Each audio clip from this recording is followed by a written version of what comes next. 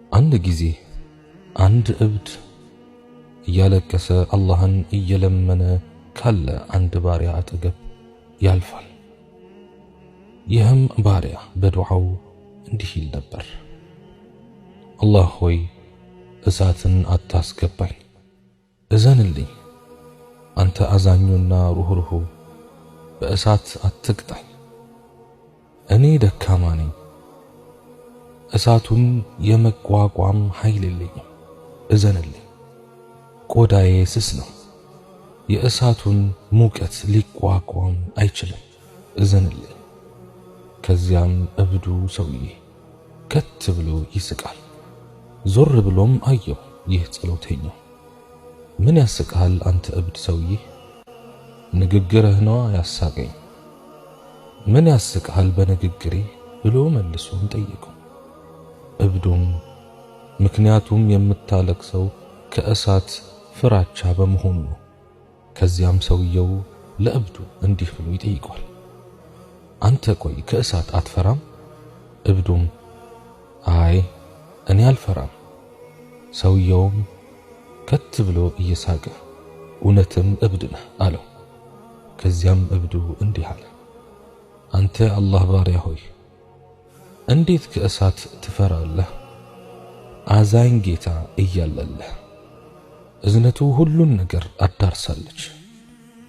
ሰውየውም እኔ ብዙ ኃጢአቶች አሉብኝ፣ አላህ በፍትሃዊነቱ የሚተሳሰበኝ ከሆነ እሳት ውስጥ ነው የሚያስገባኝ። እናም በችሮታውና በእዝነቱ እንዲምረኝ እንጂ በፍትሃዊነቱ እንዳይተሳሰበኝ ነው እያለቀስኩኝ ዱዓ የማደርገው። ከዚያም እብዱ አሁንም ከፍ ባለ ድምፅ ከት ብሎ ሳቀ። ሰውየውም በጣም ተረበሸ። ምን ያስቅሃል ብሎ ጠየቀው። ከዚያም አንተ ሰውዬ የማይጨቁን ፍትሃዊ አምላክ እያለለህ ፍትሃዊነቱን ትፈራለህ? መሐሪ አዛኝ ጌታ እያለለህ እሳቱን ትፈራለህን? ከዚያም ሰውየው አንተ እብድ ሆይ አላህን አትፈራውምን ብሎ ጠየቀው። እብዱም እፈራዋለሁ እንጂ ነገር ግን ፍራቻዬ ከእሳቱ አይደለም አለ።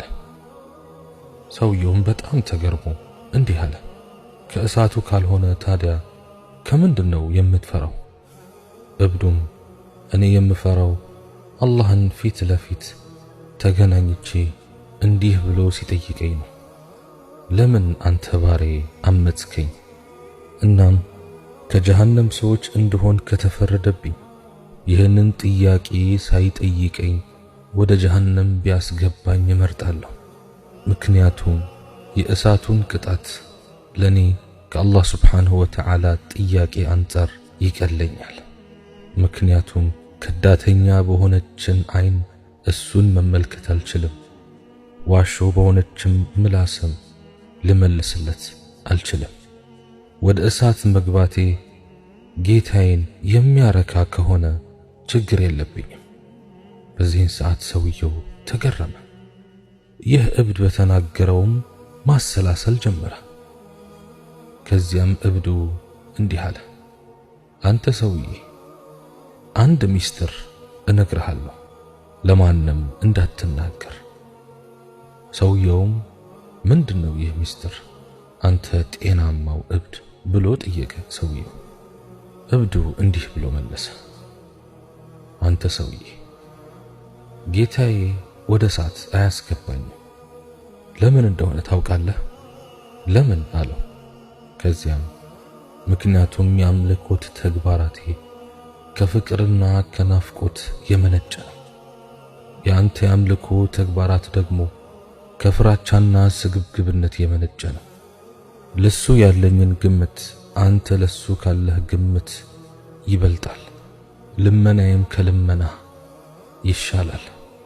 ስለዚህ አካሄድህን አስተካክል ብሎ እየሳቀ ጥሎት ሄደ። ከዚያም ይህ ሰውዬ ያለቅሳል፣ እንዲህም ይላል፣ ይህ ሰውዬ እብድ መሆኑን እጠራጠራለሁ። የብልሃተኞች ብልሃተኛ ነው እንጂ። አጂብ። በአላህ ስብሓንሁ ወተዓላ ላይ ተስፋ ማድረግና የእርሱ ፍራቻ ወይም አረጃ ወልኸውፍ አንድ አማኝ የአላህ ባሪያ ወደ አላህ ስብሓንሁ ወተዓላ ለመቃረብና ውዴታውን ለማግኘት የሚገለገልባቸው ክንፎቹ ናቸው። እነኚህን ክንፎች በመጠቀም ወደ መጨረሻው ዓለም አድማስ ይበራል። እነርሱንም በመጠቀምም በቀልቡ ወደ መልካም ነገር ሁሉ ይጓዛል። የተለያዩ መሰናክሎችንም ያልፋል። ወደ ጀነት በሚያደርገው ጉዞ ውስጥም እነኚህኑ ክንፎች ይጠቀማል። ክንፎቹን በአግባቡ ከተጠቀመ በየትኛውም የስሜትም ሆነ ሌላ የማዘናጊያ መረብ ተጠልፎ አይወድቅም። በነፍሱም ሆነ በስጋዊ ስሜቱ አይታለልም። እዚህ ጋር አንድ ጥያቄ ይነሳል። በላጩ የትኛው ነው? ተስፋ ወይንስ ፍራቻ? አሳማኝ መሳጭና ማራኪ በሆነው ንግግራቸው ኢማም አቡ ሐሚድ አልገዛሊ ለጥያቄው እንዲህ በማለት መልስ ይሰጣሉ። ጥያቄው እንጀራ ወይስ ውሃ ይበልጣል ከሚል ጥያቄ ጋር ተመሳሳይ ነው። መልሱም ለራበው ሰው እንጀራ፣ ለጠማው ደግሞ ውሃ ይመርጣል ወይም ይሻለዋል የሚል ነው። ሁለቱ አንዱ ላይ የተገኙ እንደሆነ ደግሞ ይበልጥ አስፈላጊ ወደ ሆነው ማዘንበሉ መልካም ነው።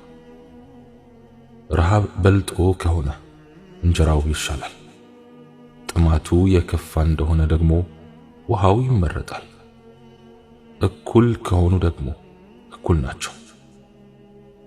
የአላህ ፍራቻና እሱን መከጀል የማይለያዩ መንታ ነገሮች ናቸው። አንዱን ከሌላኛው መነጠል አይቻልም። እንዲያውም አላህን መከጀል ስላለው ትሩፋት የተነገረ ነገር ሁሉ ለአላህ ፍራቻም ይሰራል። ምክንያቱም አይነጣጠሉማ። አንድን ነገር የወደደ ሰው ያ ነገር እንዳያልፈው መፍራት አለበት። እንዳያልፈው የማይፈራ ከሆነ ያንን ነገር አይወደውም ማለት ነው። በመጠበቁ ብቻ ፈላጊና ከጃይ ነው ማለት አይቻልም። እንዳያልፈውም መፍራትና መስጋት ይኖርበታል። በመሆኑ ፍራቻና ክጀላ የተያያዙ ነገሮች ናቸው። አንደኛውን ከሌላኛው መነጠል ይከብዳል። ለዚህም ነው አልሐሪስ አልሙሐሲቢ ክጀላን ሲገልጽ ከፍራቻ ለመለየት ያልቻለው። እንዲህ በማለት ይገልጸዋል። ክጀላ ወይም ተስፋ ማለት ስራህ ቅበላ እንዲያገኝና በዚያም ላይ ምንዳ ማግኘትንም መከጀል ነው። ከዚሁ ጋር በማያያዝም ስራህ እንዳይመለስብህ ወይም ተቀባይነት እንዳያጣ ትፈራለህ፣ ወይም የሆነ የሚያበላሸው ነገር አስገብቼበት ይሆን ብለህ ትሰጋለህ። ይህ አጠቃላይ እይታ ነው። ይህንኑ መሰረት በማድረግ ነው ይህ ትምህርት ሊዘጋጅ የቻለው። ባይሆን አንድ ነገር አለ። ትምህርቱ ወደ አንደኛው ወገን ያደላል፣ ወደ አንደኛው እይታ ይበልጥ ያዘነብላል። ይህም ሲባል ግን አንደኛውን እሴት ዋጋ ለማሳጣት ወይም ለማቃለል አይደለም። ባይሆን ተስፋን ከፍራቻ ክጀላን ከማስፈራራት በማስበለጥ ትምህርቱን እንዳስስበታለን። የዚህ አይነቱ አካሄድ በብዙ ዳዒዎች ዘንድ የተለመደ አይደለም። ብዙዎች የሚያነሱትና የሚቀልላቸው ስለ አላህ ፍራቻ ማውራት ነው።